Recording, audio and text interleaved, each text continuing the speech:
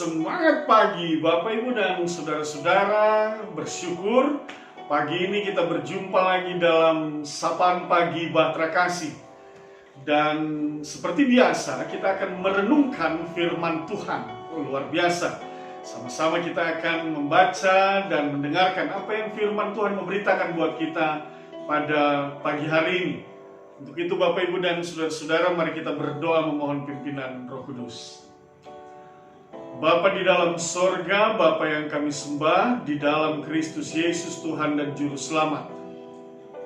Kami akan membaca Alkitab yang di dalamnya kami meyakini janji Tuhan, ajaran dan firman Tuhan semakin meneguhkan iman percaya kami. Untuk itu dengan rendah hati kami mohonkan, bersabda dan berfirmanlah ya Bapa. Semua kami yang akan mendengarkan firman, kuasai kami dengan Roh-Mu yang kudus. Dalam nama Tuhan Yesus kami berdoa. Amin. Bacaan firman Tuhan pada pagi hari ini dari kitab Hakim-Hakim pasal 6 ayatnya yang pertama sampai dengan ayatnya yang ke-20. Baca bersama-sama di bawah judul perikop Gideon diangkat menjadi hakim. Kita mulai. Tetapi orang-orang Israel melakukan apa yang jahat di mata Tuhan. Sebab itu Tuhan menyerahkan mereka ke dalam tangan orang Midian 7 tahun lamanya. Dan selama itu orang Midian berkuasa atas orang Israel. Karena takutnya kepada orang Midian itu, maka orang Israel membuat tempat perlindungan di pegunungan, yakni gua-gua dan kubu-kubu.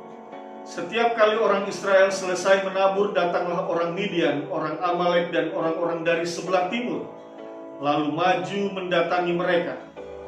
Berkemahlah orang-orang itu di daerah mereka dan memusnahkan hasil tanah itu sampai ke dekat Gaza, dan tidak meninggalkan bahan makanan apapun di Israel. Juga domba atau lembu atau keledai pun tidak. Sebab orang-orang itu datang maju dengan ternaknya dan kemahnya, dan datangnya itu berbanyak-banyak seperti belalang. Orang-orangnya dan unta-untanya tidak terhitung banyaknya, sekaliannya datang ke negeri itu untuk memusnahkannya.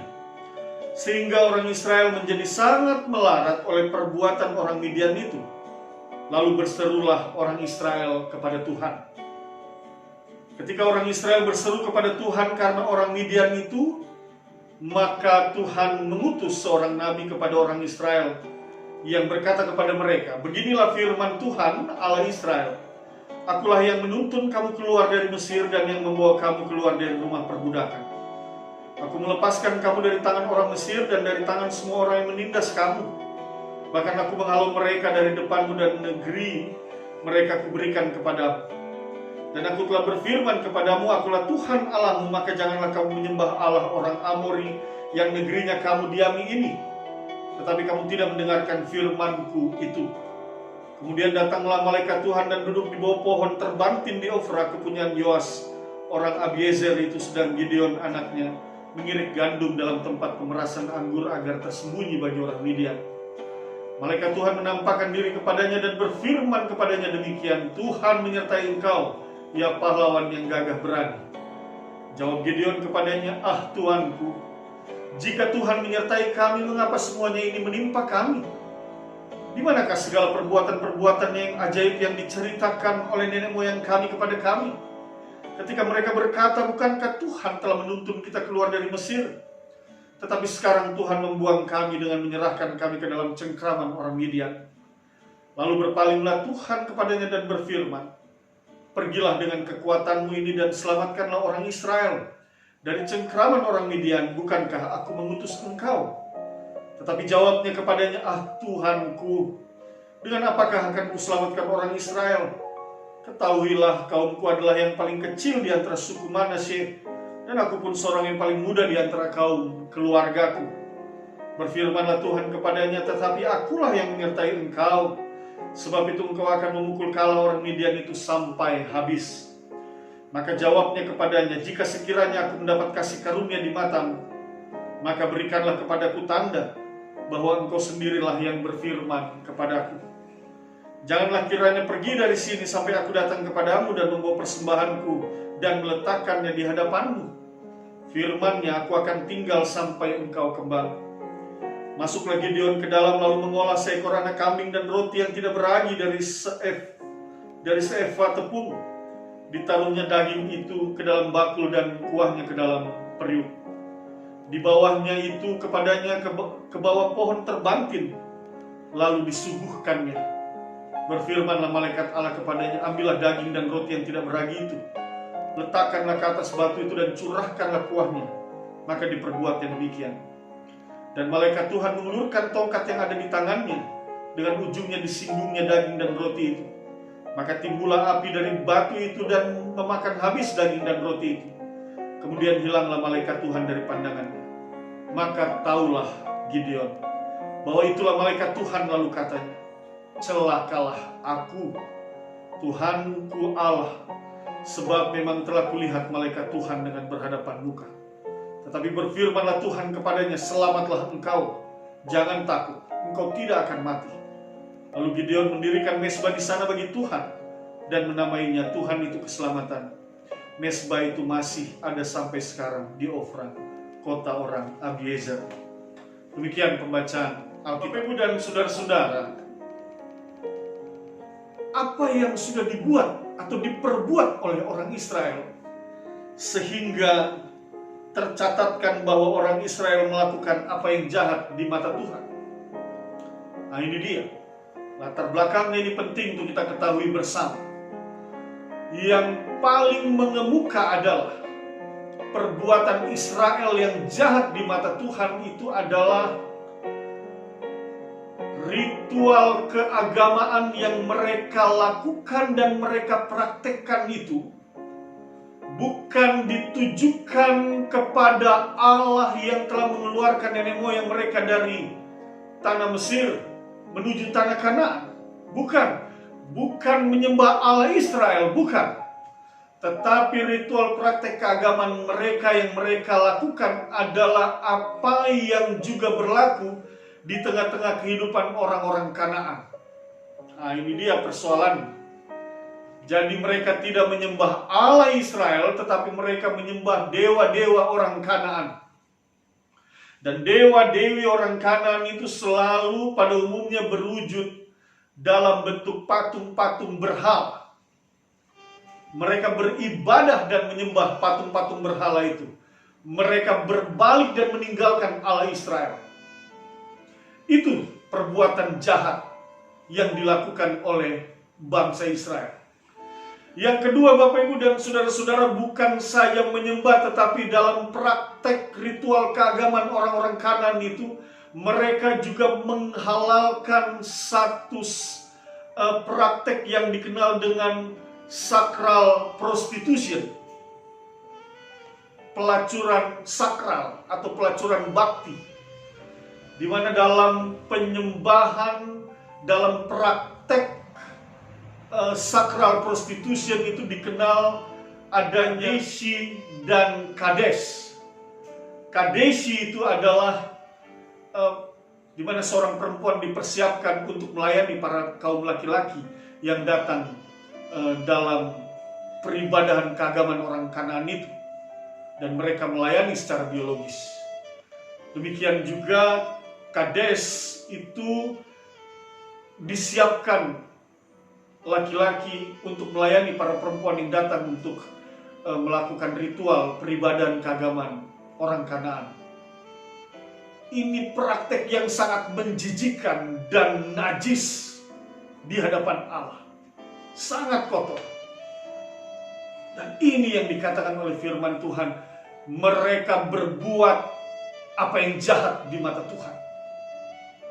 Bapak Ibu dan saudara-saudara, akibatnya maka Allah menyerahkan bangsa Israel ini kepada orang-orang Midian. Dan apa yang dilakukan oleh orang-orang Midian kepada orang-orang Israel mendatangkan kesengsaraan dan penderitaan bagi orang-orang Israel. Orang-orang Israel tidak berdaya di dalam menghadapi orang-orang Midian, sehingga segala kepunyaan mereka selalu dirampas dan diambil oleh orang-orang Midian. Dalam kesimpulannya pada ayat yang ke-6a dikatakan, sehingga orang Israel menjadi sangat melarat oleh perbuatan orang Midian. Mereka hidup melarat, mereka hidup menderita. Tidak ada lagi yang mereka punyai. Mereka sangat sengsara. Tetapi Bapak, Ibu, dan saudara-saudara, mereka bangsa Israel berada dalam kesengsaraan seperti itu. Itu disebabkan oleh karena ketidaktaatan mereka dan ketidaksetiaan mereka kepada Allah, sehingga Allah menyerahkan mereka kepada bangsa Midian, dan bangsa Midian pun melakukan berbagai hal yang mendatangkan kesengsaraan dan penderitaan bagi orang-orang Israel. Sampai pada akhirnya orang Israel bertobat. Mereka berseru kepada Allah, mereka kembali kepada Allah, mereka kembali menyembah Allah, meninggikan, memuliakan Allah, dan mereka datang bertobat dengan sungguh-sungguh kepada Allah. Sehingga oleh karena pertobatan itu, maka Allah kembali menyatakan kasih-Nya kepada Israel. Dan Dia memilih dan mengutus seorang yang bernama Gideon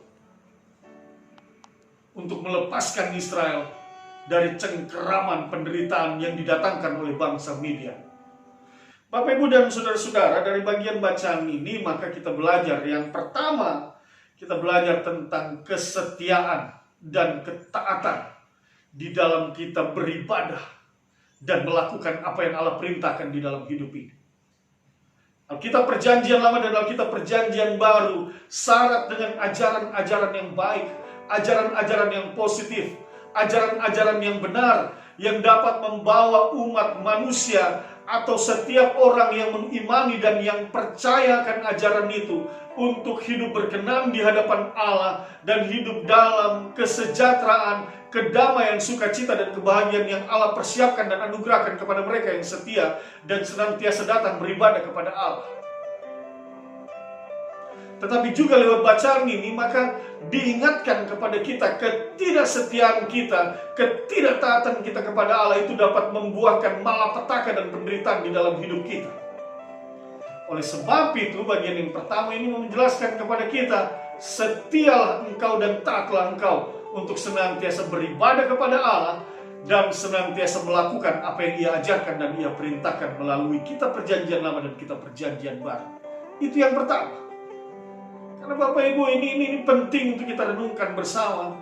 Karena sering kali kita mengatakan kita orang percaya, kita orang Kristen, kita beribadah kepada Allah, kita memuliakan Allah, tetapi dalam praktek hidup kita tidak mencerminkan sebagai orang yang mau bersedia mendengarkan setiap ajaran firman Tuhan. Kita melakukan segala sesuatu di dalam kehidupan kita ini berdasarkan apa yang menurut kita baik dan benar, bukan berdasarkan apa yang menurut Alkitab ajarkan itu adalah yang baik dan benar. Kita seringkali membangun kehidupan kita dengan versi kita, tetapi kita tidak mau membangun kehidupan kita berdasarkan apa yang Allah kehendaki untuk terjadi dalam hidup kita. Oleh sebab itu tidak heran kalau di dalam menjalani kehidupan ini, kadang-kadang pergumulan dan persoalan itu datang di dalam hidup kita dan kita mengalami penderitaan dan malapetaka yang begitu luar biasa.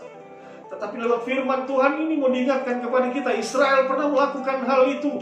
Mereka pernah berbalik meninggalkan Allah, mereka hidup sesuai dengan apa yang mereka inginkan. Dan mereka mengerjakan apa yang menurut mereka benar, bukan menurut apa yang Allah nyatakan di dalam hidup mereka yang harus mereka lakukan secara baik dan benar.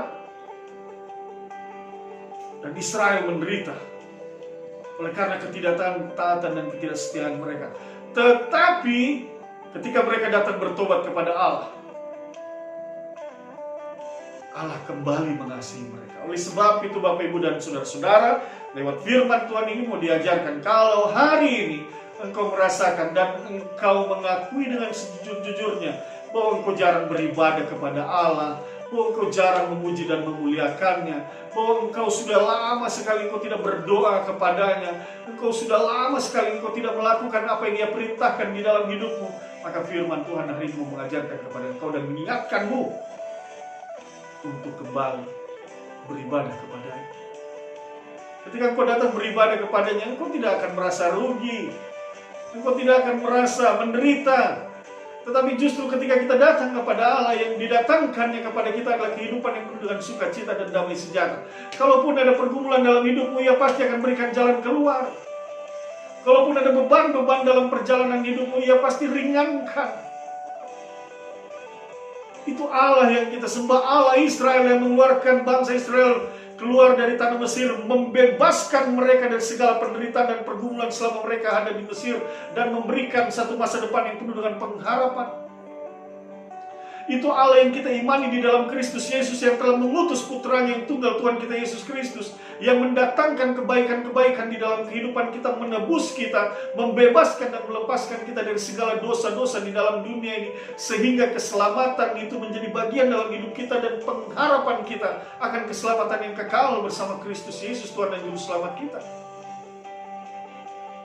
Ini sebab itu Bapak Ibu dan Saudara-saudara, yang kedua maka memberitakan kepada kita, bertobatlah dan kembalilah ke jalan Tuhan, maka kasih setia Tuhan akan nyata di dalam hidup. Gideon bertanya, di manakah Tuhan itu yang kami dengar dari cerita-cerita para nenek moyang kami, yang menyertai para nenek moyang kami, yang mengeluarkan kami dari Mesir menuju tanah Kanaan? Mengapa kehidupan kami seperti ini? Benarkah bahwa Allah yang mengutusnya, Allah yang memilihnya, Allah nyatakan melalui malaikatnya? Benar, Allah yang memilih dan mengutusnya, sehingga Gideon katakan, celakalah aku karena aku telah berhadapan muka dengan Allah. Bapak Ibu dan saudara-saudara, penyertaan Tuhan dalam hidup kita itu bukan kaleng-kaleng, bukan. Penyertaan Tuhan dalam hidup kita itu bukan KW-KW, bukan. Penyertaan dalam Tuhan dalam hidup setiap orang percaya pasti. Oleh sebab itu Bapak Ibu dan saudara-saudara, kau harus yakini hal ini. Dalam kau menjalani kehidupan ini, kemanapun dan dimanapun kau berada, dalam setiap tugas dan tanggung jawab yang Tuhan percayakan dalam hidupmu, ingat satu hal, engkau tidak pernah mengerjakannya sendiri. Tuhan senantiasa menyertai engkau. Kalau engkau berhadapan dengan pergumulan sebagaimana Israel berhadapan dengan pergumulan, Tuhan mengutus Gideon untuk membawa mereka keluar dari pergumulan itu, maka hal yang sama juga Tuhan senantiasa hadir di dalam hidupmu dan mengutus engkau, memakai engkau. Bahkan Tuhan berkarya di dalam hidupmu untuk membawa engkau keluar dari pergumulan. Bahkan engkau dipakai untuk membawa orang-orang di sekitarmu yang memiliki pergumulan, memiliki persoalan, memiliki masalah. Mereka pun dapat dikeluarkan dari pergumulan dan persoalan mereka oleh karena engkau hadir di tengah-tengah mereka. Penyertaan Tuhan itu pasti. Kalau ada di antara kita orang percaya lalu kemudian bertanya juga, apa Tuhan itu benar menyertai kita? Apa Tuhan itu benar menolong kita? Apakah Tuhan itu mampu meringankan beban-beban hidup saya? Apakah Tuhan itu bisa memberikan jalan keluar di tengah pergumulan dan persoalan, di tengah berbagai penderitaan yang saya alami? Saya mau katakan lewat firman Tuhan pada pagi hari ini, Bapak Ibu dan saudara-saudara, Tuhan pasti akan membawa sukacita dan damai sejahtera dan mengeluarkan engkau dari segala pergumulan dan meringankan segala penderitaan dalam hidup. Oleh sebab itu, yakini dan percaya bahwa kehadiran Tuhan di dalam hidupmu untuk memastikan kehidupan berkelimpahan di dalam kebaikan, di dalam rasa aman, ketenangan dan damai sejahtera Tuhan akan bersamamu dan keluarga. Bapak Ibu dan saudara-saudara, mari kita berdoa. Bapa Sorgawi, kami mengucap syukur atas firman. Kami akan memulaikan seluruh kegiatan kami pada hari ini dalam pekerjaan dan pelayanan kami. Kami mohonkan tuntunan kuasa Roh Kudus Tuhan menuntun dan memimpin kami, meneguhkan setiap firman yang kami dengarkan, sehingga kehadiran kami mendatangkan sukacita dan damai sejahtera. Kami boleh melihat hari-hari esok yang penuh dengan kebaikan yang berasal dari Tuhan. Pergumulan dan persoalan diberikan jalan keluar, beban-beban berat diangkat daripada kami, diringankan dari kehidupan kami. Bahkan mereka yang sakit disembuhkan, mereka yang lemah dikuatkan. Topang kami semua Tuhan, karena hanya kepadamu kami memohon pertolongan. Hamba berdoa untuk semua jemaat-Mu, Tuhan memberkati bahkan semua mereka yang mendengarkan dan beribadah bersama dalam sapaan pagi Batra Kasih ini. Tuhan berkati mereka semua Tuhan dimanapun mereka berada. Sukacita dan damai sejahtera Tuhan biarlah bersama dengan mereka. Opa, oma, bapak, ibu, anak, cucu, Tuhan berkati mereka semua Tuhan. Jaga pelihara mereka dari hari lepas hari. Berkati gereja-Mu Tuhan dalam seluruh persiapan-persiapan peribadahan yang akan berlangsung. Hamba serahkan semuanya ke dalam tangan kasih. Inilah doa dan permohonan yang hamba naikkan di dalam Kristus Yesus, Tuhan dan Juru Selamat, sambil hamba mohonkan, ampunkan dosa dan kesalahan kami. Amin. Terima kasih, selamat pagi, Tuhan memberkati.